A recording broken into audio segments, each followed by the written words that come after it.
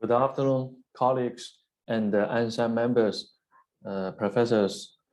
It's my honor to present my recent work and share our team's recent research studies and outcomes with you in this workshop.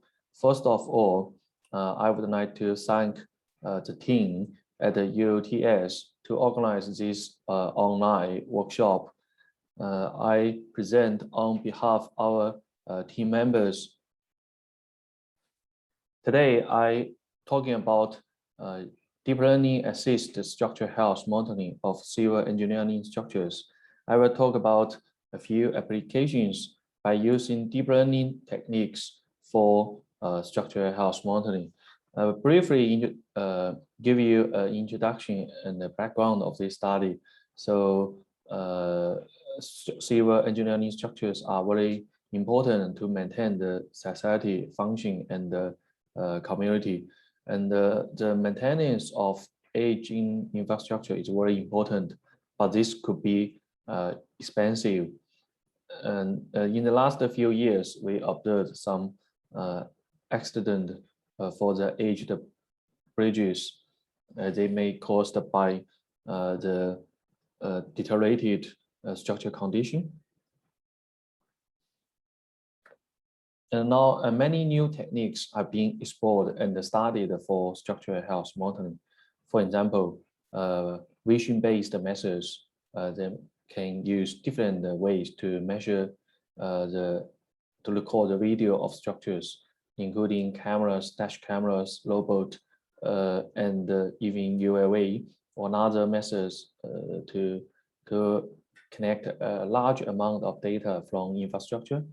And we also developed many new AI and machine learning techniques for analyzing those data to understand better the structural conditions from this large amount of data.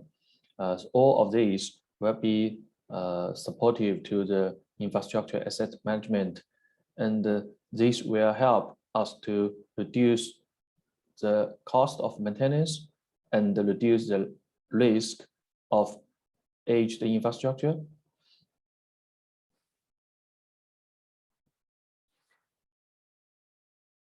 Machine learning techniques or recent deep learning techniques have many applications. Many studies have been conducted, for example, on using images for crack detection or objective detection, using deep learning techniques to detect the different objects, including people and the cars in the video. And they can also help us to conduct the visual inspection and the vibration measurement of structures by using vision and the deep learning techniques. And the AI techniques have been used for big data analytics. For example, can be used for response prediction, model identification, reliability analysis, or even structure design or condition monitoring. But I would like to say there are more applications, and the capability could be strong, and we can even use this for many different scenarios. So in this study, I will talk about some applications of vision and deep learning techniques in structural health modeling. For the first one is we using deep learning assist techniques for 3D vibration displacement measurement. So basically, we are using two cameras to develop a binocular vision system so that we can measure the 3D vibration displacement. And in traditional studies, SIF or SURF methods are used for detect the figures on the structure, and then we track those figures to obtain the vibration displacement. But in this study, we use some deep learning techniques based on superpoint to better identify the figures on the target. Then we can track this target to obtain the vibration displacement.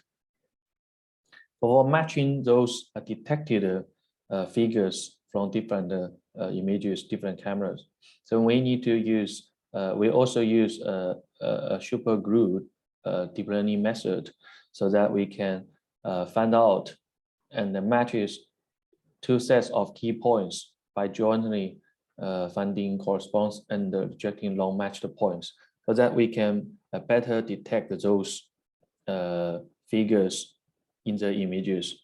We did some laboratory applications. As you can see, we use two cameras, and we set up a testing system by using a shake table and APS shaker. So the shake table provides two-dimensional vibration in the horizontal directions X and Z, and the shaker provides the excitations, the vibrations in the Y direction, that is the vertical direction of this target. And these two cameras are used to record the video when the structure is vibrating. So that is our results. You can see the displacement is at the 3 millimeter level, so it's quite small displacement. This can be used to for rare applications. For example, for a bridge, usually the displacement level is very minor at the millimeter levels. And then you can see in 3 different directions, those vibration displacement can be measured accurately. And from the right side spectral analysis results, we can see those frequencies, vibration frequencies are identified very accurately from, and we compare these results from the traditional sensor, laser displacement sensors. You can see our vision-based methods can provide accurate displacement measurement results. The next we talk about we're using another two applications by using dense networks for dynamic response to construction and the structure damage identification. So for this case, this is application by using a limited number of sensors responses to reconstruct the responses at the larger critical locations that may not be accessible and obtained. Then we can have more information for structural health monitoring based on only a few measurement sensor responses.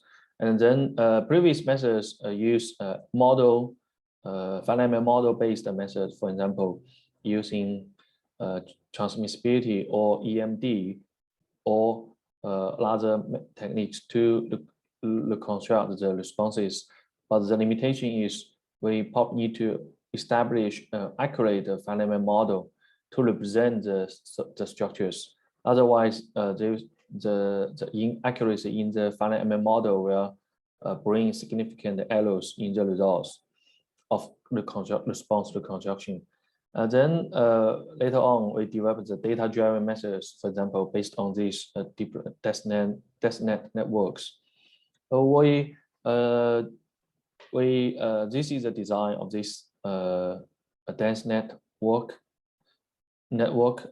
architecture. So we use 3 dense blocks and some skip connections. So that is used to improve the training performance of the structure of this network structure. So some techniques are being used to design this network architecture. So for example, the dense block skip connection. So this can bring some advantage. For example, can enhance figure instruction, can improve the information flow, or can improve the convergence efficiency. We have tested on Guangzhou New TVT Tower by using the infrared data. We tested, for example, we only used two input channels to predict the larger channels responses. You can see the reconstruction results are quite accurate in both time domain and the frequency domain. if we increase the number of input channels, it may reduce the reconstruction errors. We also investigate, for example, if we introduce the noise effect in the measurement, so see whether we can still have accurate reconstruction results. So we additionally add, for example, 20% noise in the in-field measurement data. So, but even in this case, we can still have a quite good prediction or reconstruction results for the time domain and the frequency domain results responses. And then we also use these responses for model identification. So as you can see, by using the reconstructed responses, we can recover the mode shapes and the resonance frequency from these reconstructed responses. Those resonance frequencies can be identified accurately.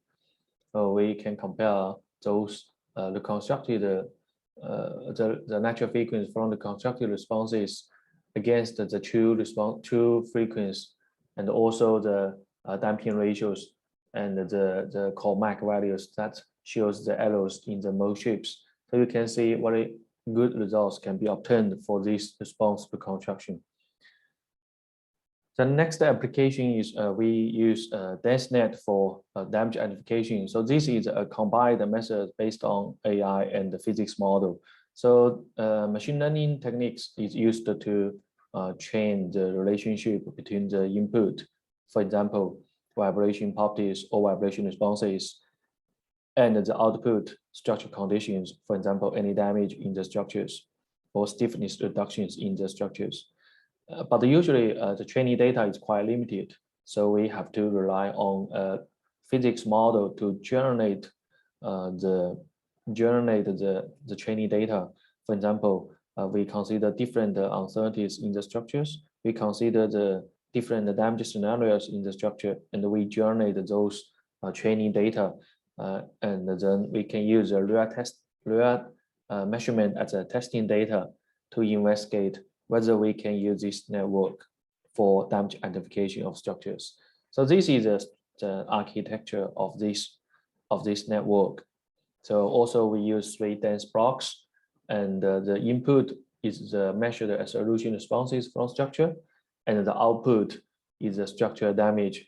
So here we represent this as stiffness reductions in the element, and then this is an ideal representation of this dense block. So also we applied some skip connections to improve the convergence and the training performance, as mentioned in the last work.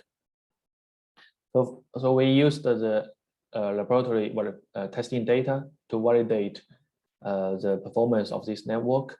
We also generated the training data based on the Feynman model, but we used the real testing data for these 2 damage scenarios to investigate the final performance of this network. So as you can see, this is the true results, and the purple color is the DenseNet results. So you can see we can provide this network compared with CAN and the ResNet. This network, DenseNet network, can provide better and more accurate results for damage identification. And the same observation and results are obtained for the multiple damage case. So that will be the end of my presentation. So at the end, I would like to give you some very brief conclusions. So we developed different deep learning techniques for various applications in structural health monitoring. Thank you very much for your attention, and I hope you all enjoy this conference.